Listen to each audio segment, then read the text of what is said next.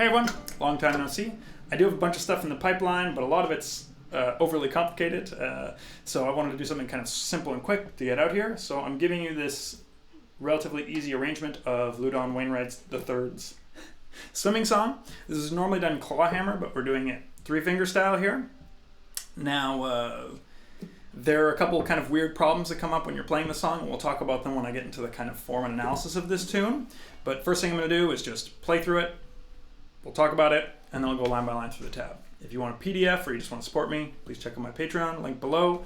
I'll also link to the original version and Kate McGargle, who also played on the original version, but they're a little different. Okay, this is what it sounds like. 1, 2, 3, 4.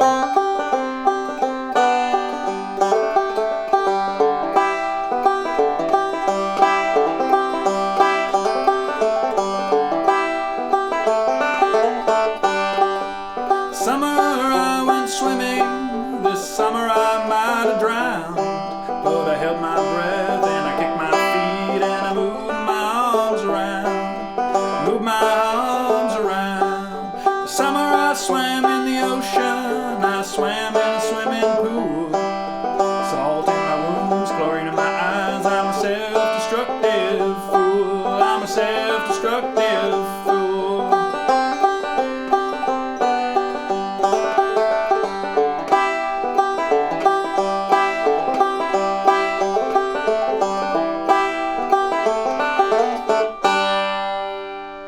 There you go. So that's it.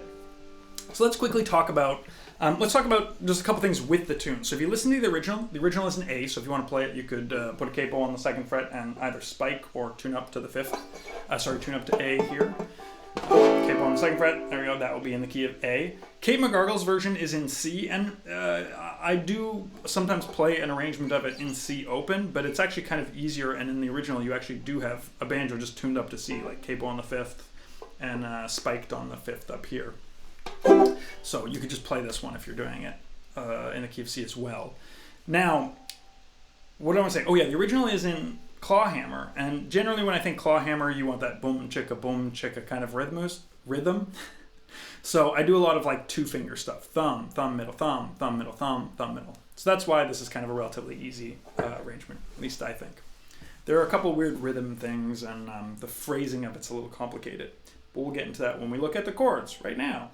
So let me put the chords up. So we have this open G chord, this summer, and then a D chord. I'm putting this in brackets, and we'll talk about it for in a second. I went swimming. That's the first phrase, just 2 bars long. Then we have D, this summer I might have E minor, then E minor, then a C major, then a D, and then E minor, a D, and then a G.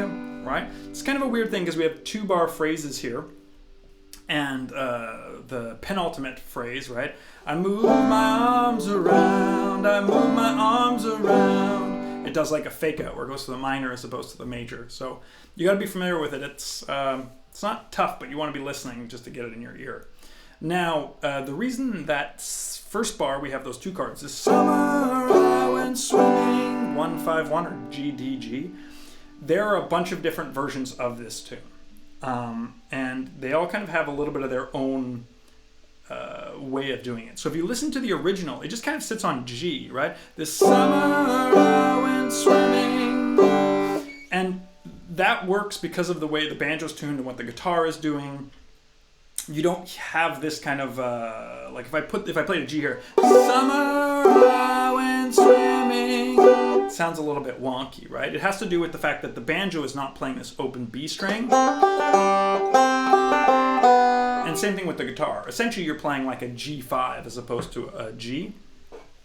So when you're playing with a band, you have to be aware of that. You can just play it as a G, but you can also figure out some different things to play because the melody goes to the C note.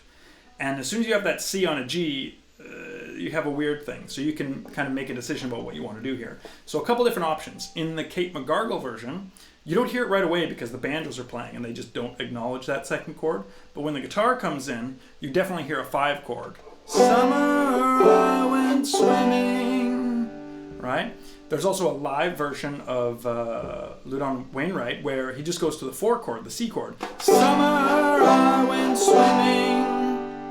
right? So you have a lot of different options. What I did when I was playing it there is I just kind of actually went G, and then I just hit the F sharp of the D and kind of pinched like the top two strings. Summer I went swimming. So you kind of have a little bit of this like G, what am I looking for?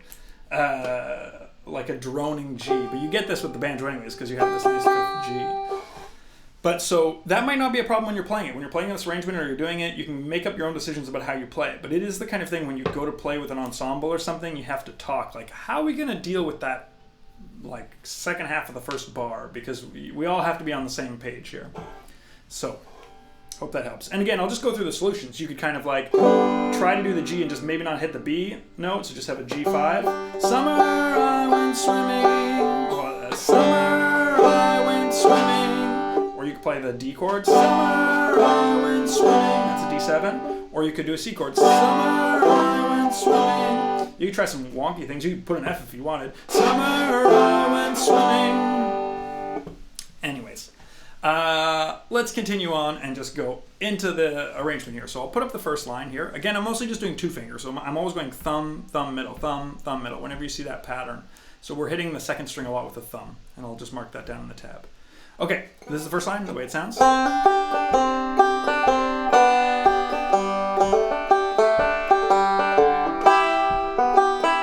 Right? Nice. So yeah, thumb, thumb, thumb. I got a hammer on here. I do a lot of hammer-ons here. You could probably get rid of some of them if you don't like that. The only thing I really want to talk about, so we just have thumb, middle, thumb, middle, thumb, middle, and then we have in the third bar there's forward roll. This fourth bar, a lot of times I don't want this boom chicka boom chicka boom chicka. So a good way to like get rid of that sound is just to leave out beat 3. So here we're just, instead of, I just leave out beat 3. So 1, 2, 3. 1, 2, 3. That's a good trick and something to get used to. Just leave out whatever's on beat 3 and do the exact same thing, because often it makes it a little less hokey. Okay, continuing on, we have this E minor.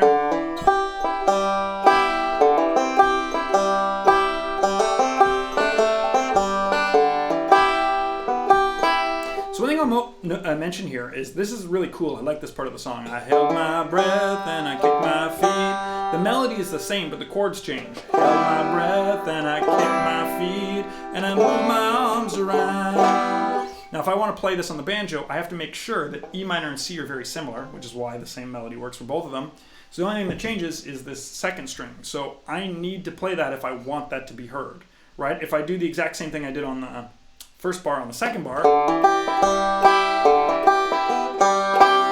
it's basically, you don't hear the C. So that's why I do a thumb alternating there in that second. Because I wanted one to hear, oh, it's a C chord here. Okay, and then the last little phrase is just a D7 and...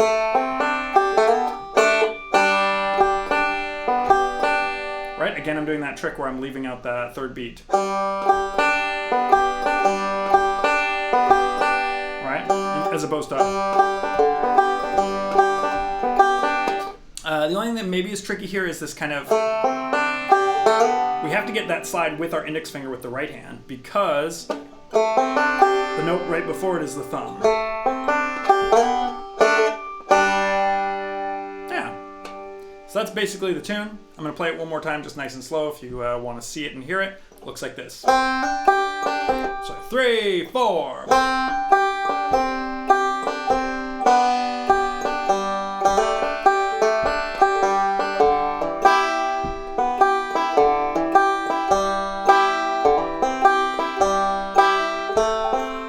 Oops.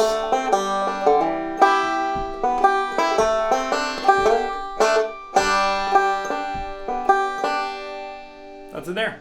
All right. Good luck. Hope you enjoyed this one. Until next time. Bye.